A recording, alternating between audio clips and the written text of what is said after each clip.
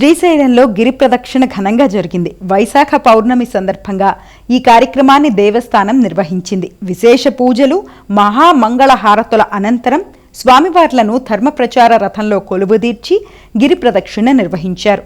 ఆలయ రాజగోపురం వద్ద ప్రారంభమై గంగాధర మండపం, అంకాలమ్మ ఆలయం, నంది మండపం మీదుగా మల్లమ్మ కన్నీరు పుష్కరిణి వద్దకు చేరుకుంది. తిరిగి అక్కడి నుంచి నంది మండపం మీదుగా ఆలయానికి చేరుకుంది. ఈ కార్యక్రమంలో ఆలయ కార్యనిర్వహణాధికారి శ్రీనివాసరావు, భక్తులు, సిబ్బంది పాల్గొన్నారు.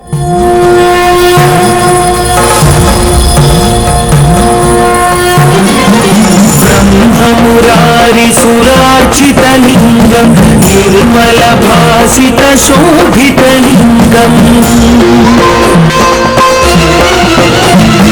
జన్మజ దుఃఖ వినాశకలింగం సత్ప్రణమామి సదా శివలింగం దేవముని ప్రవరాచితలింగం రామదహన కరుణాకరలింగం రావణ దర్ప వినాశనలింగం తత్ప్రణమామి సదా శివలింగం.